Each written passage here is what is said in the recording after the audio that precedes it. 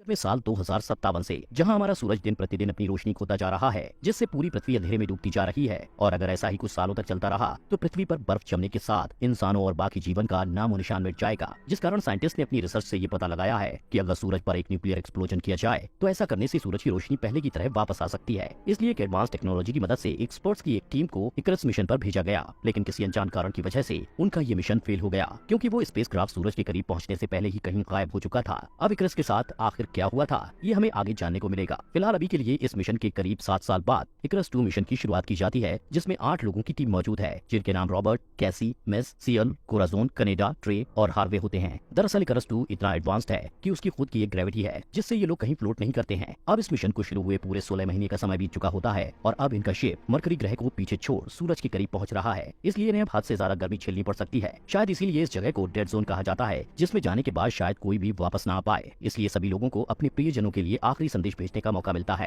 क्योंकि यहाँ से इनका अर्थ से पूरी तरह कॉन्टेक्ट टूट जाएगा। जिसके लिए सबसे पहले रॉबर्ट जाता है, लेकिन उसे ये समझ नहीं आ रहा था कि वो आखिर क्या बोले, इसलिए वो पूरा समय इसी में खराब कर देता है और उसकी वजह से कोई भी मैसेज नहीं भेज पाता है, जिस कारण मेस को उस पर गुस्सा आ जाता है और वो उससे लड़ने लगता है। ये देख सियल मेस से शिप के ऑक्सीजन रूम में कुछ देर के लिए जाने को कहता है, जहाँ जाने पर मेस को अर्थ पर होने का अनुभव होता है, जिससे उसका मूड ठीक हो जाता है और वो बाहर निकलकर रॉबर्ट से अपने बर्ताव के लिए भी माफी मांगता है और दोनों में सुलह हो जाती है। वहीं सियल को न जाने क्या भूत सवार हो जाता है कि वो लगातार सूरज को नंगी आंखों से काफी देर तक घूरता रहता है। दरअसल इस शिप का एआई सूरज की सिर्फ 2% रोशनी को ही अंदर आने देता है, लेकिन सियल उसे बढ़ाकर 3.2% पर सेट कर देता है। लेकिन लगातार ऐसा करने से उसके चेहरे की स्किन बाहर निकलने लग जाती है। इसी बीच जब इनका शिप मरकरी ग्रह से करीब होकर गुजर रहा होता है तो इन्हें इकरस 1 से कुछ सिग्नल प्राप्त होते हैं, जो कि असंभव सी बात थी, क्योंकि अगर उन्हें ये सिग्नल रिसीव हो रहे हैं तो इसका साफ मतलब है कि इकरस 1 में अब भी कोई जिंदा बचा हुआ है। जिस पर कोराजोन बोलती है कि ऐसा सिर्फ एक ही सूरत में हो सकता है, जब वो जिंदा बचा शख्स उसके ऑक्सीजन रूम में हो। इसलिए अब इनको ये डिसाइड करना था कि ये लोग अपने मिशन को अंजाम दें या फिर इकरस 1 तक जाएं। अब मैं इकरस 1 की तरफ जाने के सख्त खिलाफ था, क्योंकि ऐसा करने से उनके साधनों के साथ साथ समय का भी नुकसान होगा। लेकिन रॉबर्ट की राय उससे बिल्कुल अलग थी,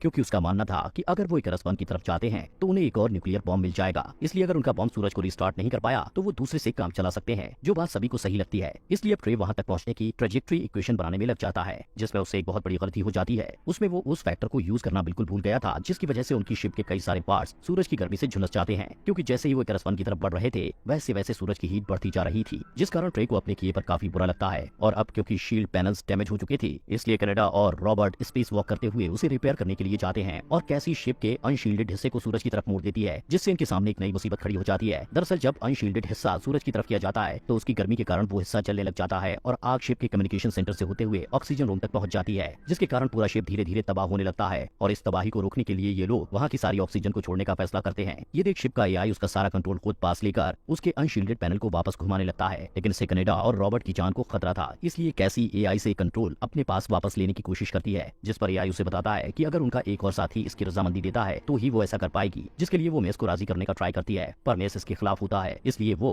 अब शिप की इस हालत और सारी परिस्थिति के बारे में कनाडा को सब कुछ विस्तार से समझाता और बताता है, जिस पर कनाडा इस पूरी जिम्मेदारी को अपने सर पर लेते हुए वो रॉबर्ट को वहाँ से निकल जाने के लिए कहता है। फिर वो धीरे धीरे उस हिस्से को रिपेयर करने में कामयाब हो जाता है, मगर तब तक वो हिस्सा उसके साथ सूरज के सामने कर दिया जाता है, जिस कारण कनाडा सूरज की गर्मी में जलकर मारा जाता है, जिससे अभी तो इनकी जान बच जाती है, लेकिन अब इनके सामने एक नई मुसीबत खड़ी हो जाती है। दरअसल इस दौरान इन्होंने जो ऑक्सीजन बाहर निकाल दी थी, इस कारण इनके पास अब ऑक्सीजन की कमी हो गई थी, इसलिए इनको अभी इकरस 1 को ढूंढना जरूरी हो गया था। दूसरी तरफ ट्रे अपनी गलती से काफी ज्यादा परेशान था, जिस कारण उसकी मेंटल कंडीशन बिगड़ती जा रही थी, यहाँ तक कि उसने कई बार खुद को मारने की कोशिश भी की, जिस वजह से सभी ने उसे एक दवा के जरिए बेहोश कर दिया। फिर हम देखते हैं कि इन लोगों ने आखिरकार इकरस 1 को ढूंढ लिया है, इसलिए मेस, हार्वे, रॉबर्ट और सियल उसके अंदर जाते हैं, जहाँ उन्हें दिखता है कि इस शिप का ऑक्सीजन रूम एकदम सही सलामत है और साथ ही यहाँ खाने पीने की चीजों की भी कोई कमी नहीं थी। लेकिन तभी इन्हें शिप के कैप्टन पिन बेकर की एक वीडियो देखने को मिलती है, जिसे देखकर सभी काफी ज्यादा हैरान हो जाते हैं, क्योंकि उसमें कैप्टन ये कह रहा था कि वो सूरज को कभी रिस्टार्ट नहीं होने देगा, क्योंकि उसका ये मानना है ये सब भगवान की मर्जी से हो रहा है। वो पृथ्वीवासियों को उनके कर्मों की सजा देना चाहता है। अब इस वीडियो को देखने के बाद ये लोग आगे बढ़ते हैं, जहाँ इन्हें व्यूइंग रूम नजर आता है, जिस जगह से सूरज को देखा जा सकता था। वहाँ पर इन सभी को बाकी क्रू मेंबर्स की लाश मिलती है, जो कि पूरी तरह झुलसी हुई थी,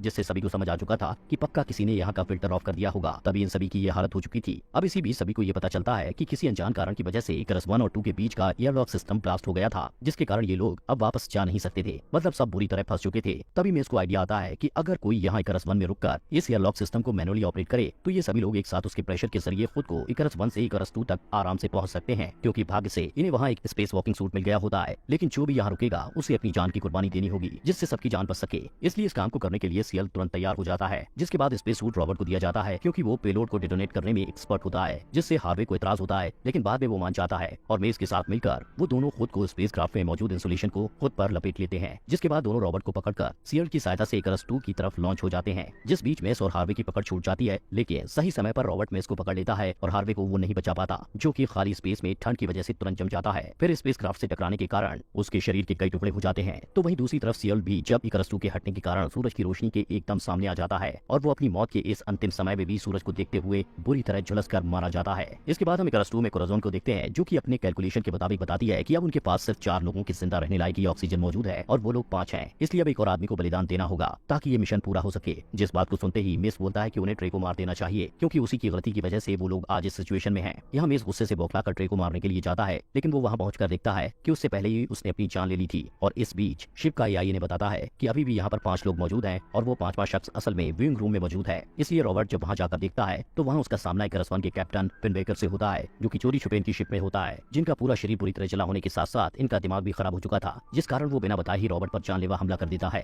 दरअसल इकरस 1 में काफी समय तक अकेले फंसे रहने के कारण पिनबेकर को ये विश्वास हो गया था कि सूरज असल में एक देवता है जो कि पृथ्वीवासियों को उनके पापों की सजा दे रहा है, इसलिए वो नहीं चाहता था कि सूरज को फिर से रीस्टार्ट किया जाए। यहाँ रॉबर्ट पिनबेकर से अपनी जान बचाने के लिए भागने की कोशिश करता है, लेकिन आखिर में पिनबेकर उसे स्पेस सूट रूम में बंद कर देता है। फिर वो जाकर मेन फ्रेम कंप्यूटर सर्वर को बंद कर देते हैं ताकि इनका मिशन पूरा ना हो सके। इसके बाद वो कैसी की जान के पीछे पड़ जाता है, जिस बीच में अपनी जान को जोखिम में डालकर मेन फ्रेम कंप्यूटर सर्वर को फिर से चालू करने की कोशिश करता है, जहाँ कूलेंट के होने की वजह से वो बुरी तरह से ठंड के कारण तड़प रहा था। जिस दौरान उसको बंद करने के चक्कर में उसका पैर मशीन में फंस जाता है। हालांकि वो उसे दोबारा से स्टार्ट करने में सफल हो चुका था, लेकिन फंसा होने के कारण अब धीरे धीरे उसकी जान जा रही थी। यहाँ हम पहली बार में इसको अपनी जान की बिना कोई परवाह किए कुछ अच्छा करते हुए देखते हैं, मतलब कि उसके अंदर बदलाव आ रहा था। इसलिए वो किसी तरह से रॉबर्ट से संपर्क करके बोलता है कि उसे किसी तरह से आजाद होकर पेलोड को शिप से लॉन्च करना होगा। इसलिए अब रॉबर्ट के दिमाग को वहाँ से आजाद होने का एक खतरनाक प्लान सूझता है। वो स्पेस सूट पहन के वेल्डिंग टॉर्च की मदद से आउटर या लॉक डोर में एक होल कर देता है, जिससे काफी तेज प्रेशर क्रिएट हो जाता है। यहाँ रॉबर्ट खुद को मेटल रॉड की मदद से रोक लेता है, लेकिन प्रेशर के कारण इनर चैम्बर में एक होल हो जाता है। फिर जल्द ही वो पूरा दरवाजा ही अलग हो जाता है, जिस दौरान हम कोराज़ोन की लाश को भी देखते हैं, जिसे जाहिर है पिनबेकर ने ही मारा होगा। यहाँ रॉबर्ट किसी तरह से खुद को बाहर जाने से किसी तरह रोककर जल्दी से पेलोड को शिप से अलग करता है। फिर वो अगले प्रोसेस के एक्टिवेशन के लिए पेलोड की तरफ बढ़ने लगता है। इसके लिए वो स्पेस सूट की मदद से सूरज को झुलसा देने वाली किरणों से होते हुए पेलोड तक पहुंचता है, जहाँ वो जैसे ही इग्निशन चालू करने जाता है तो वहाँ उसका सामना घायल कैसी से होता है। साथ ही इनके ऊपर पिनबेकर हमला कर देता है, जिस बीच इकरस 2 को सूरज अपने अंदर समा लेता है और पेलोड सहित ये लोग भी वहीं खिंचते जा रहे थे। लेकिन आखिर में रॉबर्ट किसी तरह से पिनबेकर के चंगुल से छूटकर पेलोड के इग्निशन प्रोसेस को किसी तरह स्टार्ट कर देता है, जिसके होते ही सब कुछ एकदम से रोशन हो जाता है, जो कि देखने में बहुत ही बेहतरीन लग रहा था। जैसे जैसे इग्निशन प्रोसेस सूरज की तरफ बढ़ता है, डेटोनेशन के साथ उसका न्यूक्लियर रिएक्शन चालू हो जाता है, जिस धमाके में आखिर में रॉबर्ट भी समा जाता है, पर वो सूरज को महसूस करते हुए अपनी जान देता है। जो होते ही अर्थ पर हमें रॉबर्ट की बहन को दिखाया जाता है, जो कि उसका भेजा हुआ मैसेज देख रही थी। इसी के साथ वो पृथ्वी पर सूरज की रोशनी को फैलते हुए देखती है, जिसका साफ मतलब है कि रॉबर्ट और उसके साथी अपने मिशन में कामयाब हो चुके हैं, मतलब कि जल्द ही सब कुछ पहले के जैसा होगा। और इसी के साथ ये कहानी यहीं खत्म